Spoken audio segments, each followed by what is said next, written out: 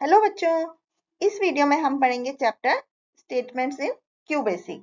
तो इसमें बच्चों हम क्यू बेसिक में statement, assignment statement, let statement, input statement, REM statement, print statement, अलग अलग ऑप्शंस के साथ if then statement, go to statement, इन और भी बहुत सारे स्टेटमेंट्स के बारे में पढ़ेंगे। तो आइए उसका इंट्रोडक्शन करते हैं। तो बच्चों बेसिक एक हाई लेवल लैंग्वेज है और ये बिगिनर्स के लिए all purpose symbolic instruction code के लिए होती है और ये एक सिंपल लैंग्वेज है कंप्यूटर की सीखने के लिए, इस्तेमाल करने के लिए, इसलिए इसको शुरुआत में प्रोग्रामिंग के लिए यूज किया जाता था।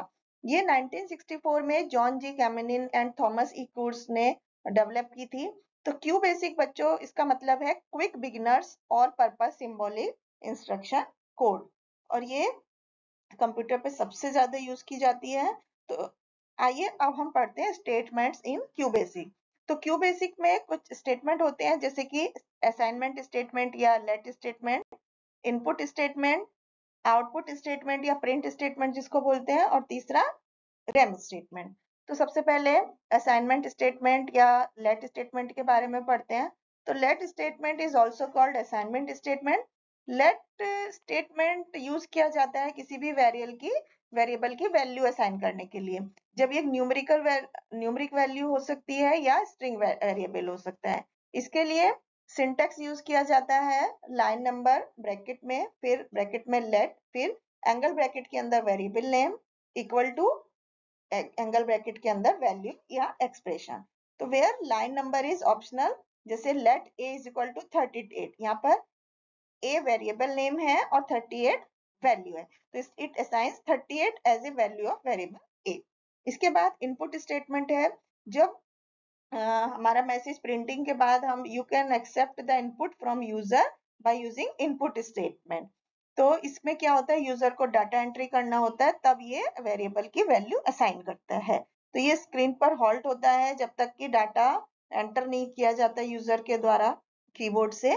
तो इसमें जैसे कि इनपुट इन्वर्टेड कॉमास के अंदर एंटर योर एज, और फिर हमें एज का नंबर टाइप करना है, और फिर क्या होगा प्रिंट इन्वर्टेड कॉमा के अंदर योर एज इज और फिर वो नंबर। तो इसमें जो इन्वर्टेड कॉमास के अंदर है वो एज इट इज आउटपुट में हमें दिखाई देगा।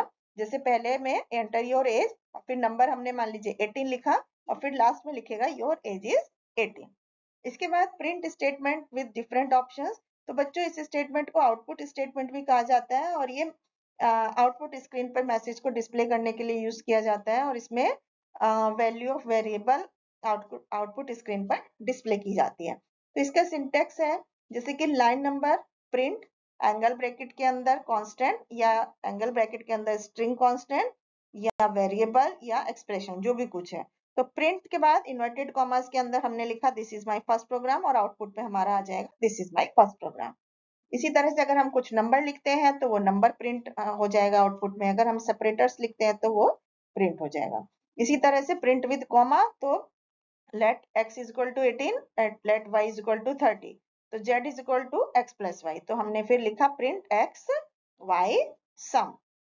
इसके बाद सेमी कॉलन सेपरेटर होते हैं। ये सेपरेटर जो होते हैं सिंगल स्पेस देने के लिए यूज किए जाते हैं और स्पेस बार की जगह प्रेस करने की जगह हम दो प्रिंटिंग स्टेटमेंट के बीच में स्पेस देते हैं इससे सेमी कॉलन सेपरेटर से। जैसे कि यहाँ पर let A dollar B dollar C dollar, यहाँ पर तीनों अलग अलग स्टेटमेंट लिखा प्रिंट, फिर print A dollar separator B dollar separator C dollar, तो फिर इसमें हमारा एंड करेंगे तो इस तरह से स्पेस आ जाएगा उसके बीच में। इसके बाद हम सिंपल प्रिंट स्टेटमेंट पढ़ते हैं। तो प्रिंट स्टेटमेंट जो है स्क्रीन को आउटपुट पर दिखाने के लिए, डिस्प्ले करने के लिए यूज किया जाता है। बिना किसी डाटा या वेरिएबल के ब्लैंक लाइन हम स्क्रीन पर नहीं छोड़ सकते हैं। तो टू प्रिंट टू या more values on in one line आपको कॉमा या सेमीकोलन लगाना होता है उसके बाद। इसके बाद प्रिंट स्टेटमेंट विद टैब, ये जो है कॉलम नंबर को इंडिकेट करने के लिए यूज किया जाता है जब आप मैसेज या वैल्यू को कॉलम नंबर में डिस्प्ले कर रहे हैं। इसके बाद रेम स्टेटमेंट। तो रेम का मतलब है बच्चों रिमार्क्स। तो रेम स्टेटमेंट जो है वो डॉक्यूमेंट प्रोग्राम के डॉक्यूमेंट को एक्सप्लेन करने के लिए यूज किया जाता है। एडिंग कमेंट और रिमार्क्स इन ए प्रोग्राम से क्या होता है, हमें उसके कोड को समझने में आसानी होती है या दूसरी इंफॉर्मेशन जो उसमें लिखी होती है उसको समझने में आसानी होती है। तो रेम स्टेटमेंट से हमारा इसका मतलब है रिमार्क्स। तो ये स्टेटमेंट नॉन एग्जीक्यूटेबल होता है। It enhances the readability of program. जब हम उसमें अपने प्रोग्राम में जहाँ कहीं पर हम कमेंट्स ऐड कर देते हैं तो वो आउटपुट में नहीं शो होता। जैसे कि REM this is my first program या this is my first program, तो ये नॉन एग्जीक्यूटेबल होता है। इसके बाद इफ देन स्टेटमेंट है। ये स्टेटमेंट डिसीजन मेकिंग के लिए यूज किया जाता है based on the result of comparison. जब दो में कंपैरिजन करना होता है तब इसको यूज करते हैं। Control flows according to the given condition. जैसे इसका सिंटेक्स है if angle bracket condition then statement. मतलब यदि ऐसा ट्रू है, कंडीशन ट्रू है, तो जो इंस्ट्रक्शंस है देन एग्जीक्यूट, देन के बाद जो लिखा है वो एग्जीक्यूट होगा। और यदि कंडीशन फॉल्स है तो ये शिफ्ट के साथ एंड इफ पे चला जाएगा, यानी कि इग्नोर कर देगा देन स्टेटमेंट को।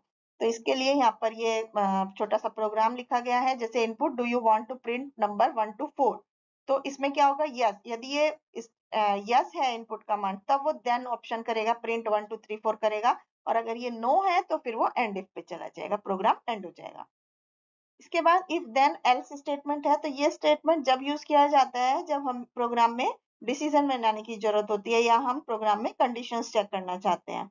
जैसे कि if condition then statement 1 else statement 2 end if. तो बच्चों इसमें क्या होता है, कंडीशन प्रोग्रामर द्वारा चेक की जाती है और यदि ये सही होती है तो स्टेटमेंट 1 एग्जीक्यूट होता है और नहीं तो कंट्रोल जो है वो एल्स पर चला जाता है और एग्जीक्यूट द स्टेटमेंट 2। इसके बाद ये है go to statement. Go to command is used to transfer the control of program to the specific command या लाइन नंबर। इसमें क्या होता है, लेबल नेम या लाइन नंबर की जरूरत होती है गो टू स्टेटमेंट के साथ। जैसे कि यहाँ पर इसका सिंटेक्स है गो टू एंगल ब्रैकेट में तो हम स्टेटमेंट नंबर या लाइन नंबर या लेबल नेम लिखते हैं। इसके बाद लॉजिकल बुलियन ऑपरेटर होते हैं। तो ये लॉजिकल ऑपरेटर्स जो होते हैं ये दो या दो से ज्यादा कंडीशनल एक्सप्रेशन को एक सिंगल वैल्यू के जैसे ट्रू या फॉल्स में एक्सप्लेन करने के लिए यूज किए जाते हैं। तीन तरह के लॉजिकल बुलियन ऑपरेटर होते हैं, एंड ऑपरेटर, और ऑपरेटर, नॉट ऑपरेटर। तो एंड ऑपरेटर में यदि एक भी कंडीशन फॉल्स है तो रिजल्ट हमारा फॉल्स मिलेगा। और ऑपरेटर में यदि हमारी एक भी कंडीशन ट्रू है तो हमारा आंसर ट्रू मिलेगा।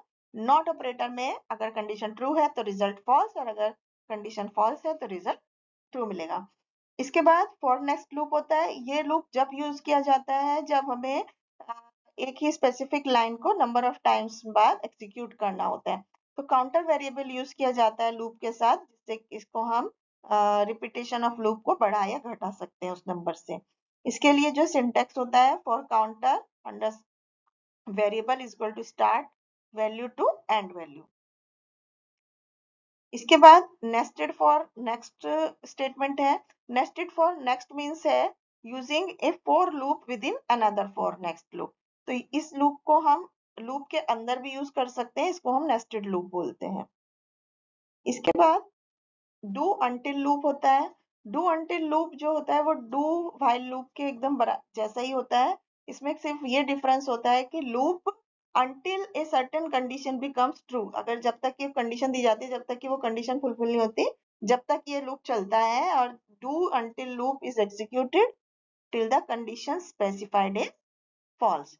इसके बाद व्हाइल वेंट लूप होता है। तो व्हाइल वेंट कमांड जो होता है वो एक लूप कंटिन्यू करता है जब तक कि स्पेसिफाइड एक्सप्रेशन फॉल्स होता है। इसके बाद एग्जिट कमांड होता है। तो ये कमांड जो होता है एग्जिट करने के लिए यूज किया जाता है, लूप से बाहर निकलने के लिए। That is to come out from the loop, जब लूप का एग्जीक्यूशन चल रहा होता है before the expected number of execution. It can be used with either for और डू लूप्स। Thank you.